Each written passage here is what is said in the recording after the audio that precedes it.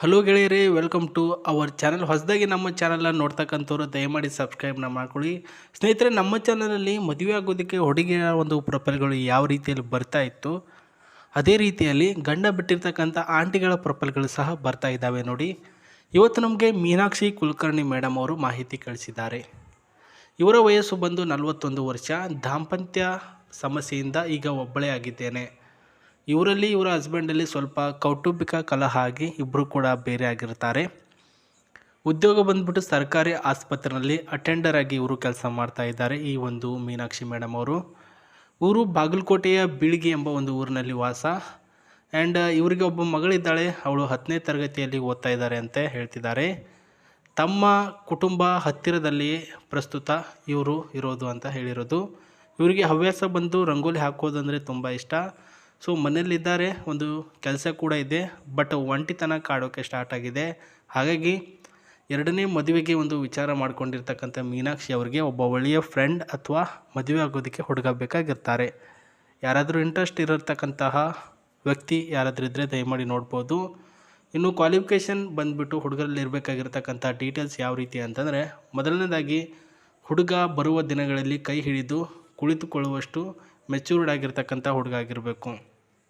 ಅಂದರೆ ಪ್ರಾಬಬ್ಲಿ ಬಂದುಬಿಟ್ಟು ನಿನಗೆ ಏಜ್ ಆಗಿದೆ 41 ವರ್ಷ. ಸೊ ನಿನ್ನ ಒಂದು ಆಸ್ತಿಗೆ ಬರ್ತೀನಿ ನಾನು, ಬಟ್ ನಿನ್ನ ಆಸೆಗಳನ್ನು ಈಡೇರಿಸೋಕ್ಕೆ ಬರಲ್ಲ ಅನ್ನೋ ಮನೋಭಾವ ನಿಮ್ಮ ಹತ್ರ ಇರಬಾರ್ದು.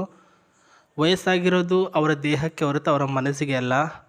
ಇವಾಗ ವಯಸ್ಸಾಗಿರ್ತಕ್ಕಂಥ ಹುಡುಗರು ಕೂಡ ಇರ್ತಾರೆ, ಬಟ್ ಇವ್ರ ಜೊತೆ ನೀವು ಕಾಂಬಿನೇಷನಲ್ಲಿ ಚೆನ್ನಾಗಿರ್ತೀನಿ ಅಂದರೆ ಮಾತ್ರ ಇವ್ರ ಜೊತೆ ಬನ್ನಿ ಅಂತ ಹೇಳಿರೋದು. ಅವಳ ಒಂಟಿತನಕ್ಕೆ ತಬ್ಬಿಕೊಳ್ಳುವಂತೆ ನೆಮ್ಮದಿ ಕೊಡಬೇಕು. ಜೀವನದಲ್ಲಿ ಬಿದ್ದ ಹಂತಕ್ಕಿಂತ ನಿನ್ನಲ್ಲಿ ಜೊತೆ ಇದ್ದೀನಿ ಅಂತ ನೀವು ಹೇಳಬೇಕು ಅಂತ ಹೇಳಿದ್ದಾರೆ. ಆ್ಯಂಡ್ ಅವರು ಬಿಟ್ಟಿರ್ತಕ್ಕಂಥ ಗಂಡ ಏನಿರ್ತಾರೆ ಪ್ರಸ್ತುತ ನೀವು ಇವರನ್ನು ಯಾವಾಗಲೂ ಹಗ್ ಮಾಡಬೇಕು, ಕೈ ಹಿಡ್ಕೊಂಡು ಸುತ್ತಾಡಬೇಕು ಅಂತ ಹೇಳಿರೋದು. ಸೊ ಜೊತೆಯಲ್ಲೇ ಇದ್ದೀನಿ ಅಂತ ನನಗೆ ಒಂದು ಬಿಲೀವ್ನೆಸ್ನ ಕೊಡಬೇಕು ಅಂತ ಹೇಳಿದ್ದಾರೆ. ಯಾವಾಗಲೂ ನಗುಮುಖ ಇರಬೇಕು, ಒಳ್ಳೆಯ ಪ್ರೀತಿ ಕೊಡಬೇಕು. ಆ್ಯಂಡ್ ಒಳ್ಳೆಯ ಒಂದು ರೊಮ್ಯಾಂಟಿಕ್ ಮನುಷ್ಯ ನೀವು ಆಗಿದ್ದರೆ ಮಾತ್ರ ನಾನು ನಿಮಗೆ ನನ್ನ ಸರ್ವಸ್ವವನ್ನು ಕೊಡ್ತೀನಿ ಅಂತ ಹೇಳಿರೋದು ಇವರು. ಸೊ ಈ ಒಂದು ಆಂಟಿಯನ್ನು ಮದುವೆ ಆದರೆ ನಿಮಗೆ ಸಿಗ್ತಕ್ಕಂಥ ಆಫರ್ಸ್ಗಳೇನು, ಯಾವ ರೀತಿಯಲ್ಲಿ ಕಾಂಟ್ಯಾಕ್ಟ್ ತೆಗೆದುಕೊಳ್ಳೋದು ಅಂತ ಹೇಳ್ತೇನೆ. ಸೊ ಇವರನ್ನು ಮದುವೆ ಆದರೆ ನಿಮಗೆ ಈ ಒಂದು ಕಾರು ಫ್ರೀಯಾಗಿ ಅವರು ಕೊಡ್ತಾರೆ. ಮೊದಲೇ ಬಂದುಬಿಟ್ಟು ಗೋರ್ಮೆಂಟ್ ಒಂದು ಹಾಸ್ಪಿಟ್ಲಲ್ಲಿ ಅಟೆಂಡರ್ ಆಗಿ ಕೆಲಸ ಮಾಡ್ತಕ್ಕಂಥ ಇವರ ಒಂದು ಸಂಬಳ ಬಂದುಬಿಟ್ಟು 35,000 ರೂಪಾಯಿಂದ 40,000 ರೂಪಾಯಿ ಬರ್ತಾಯಿದೆ. ಇದರಲ್ಲಿ 10ನೇ ತರಗತಿ ಓದ್ತಕ್ಕಂಥ ಮಗಳಿಗೆ ವಿದ್ಯಾಭ್ಯಾಸಕ್ಕೆ ಅಂತ 2 ಲಕ್ಷ ರೂಪಾಯಿ ಅಂತ ಇಟ್ಟಿದ್ದಾರೆ ಸ್ನೇಹಿತರೆ. ಅದು ಅವರ ಸಪ್ರೇಟ್ ಜೀವನಕ್ಕೆ ಆಯಿತು. ಇನ್ನು ಇವರಿಗೆ ಬಂದಿರತಕ್ಕಂಥ ತಿಂಗಳ ಸಂಬಳದಲ್ಲಿ ಒಂದು ಕಾರನ್ನ ಖರೀದಿ ಮಾಡಿಕೊಂಡಿರ್ತಕ್ಕಂಥ ಕಾರು ಇವಾಗ ಯಾರಿಗೆ ಕೊಡಬೇಕು, ಅದು ಮದುವೆ ಆಗುವಂಥ ಹುಡುಗರಿಗೆ ಕೊಡಬೇಕಲ್ವ. ಹಾಗಾಗಿ ನಿಮಗೆ ಇದು ಕೊಡ್ತಾ ಇದ್ದಾರೆ, ಯಾರು ಕೂಡ ಮಿಸ್ ಮಾಡ್ಕೊಳ್ಳೋಕೆ ಹೋಗಬೇಡಿ. ಇದು ಬಂದುಬಿಟ್ಟು ಎಲೆಕ್ಟ್ರಿಕಲ್ ಮೋಟಾರ್ ಆಗಿರ್ತಕ್ಕಂಥದ್ದು. ಇದರ ರೇಂಜು 375 ರೇಂಜ್ ಇದೆ. And top speed 150 top speed ಇದೆ. ಸ್ಟ್ರಾಂಗ್ ಪರ್ಫಾರ್ಮೆನ್ಸ್ ಆ್ಯಂಡ್ ಒಳ್ಳೆಯ ಸ್ಪೆಸಿಫಿಕ್ ಆಗಿರ್ತಕ್ಕಂತಹ ಕಾರು ಇದಾಗಿದೆ ಅಂತ ತಿಳಿಸಿದ್ದಾರೆ. ನೋಡೋದಕ್ಕೆ ತುಂಬ ಮಾಡರ್ನ್ ಆಗಿದೆ ಆ್ಯಂಡ್ ಅಷ್ಟೇ ಚೆನ್ನಾಗೂ ಕೂಡ ಇದೆ, ನೋಡ್ತಾ ಇದ್ದೀರಾ.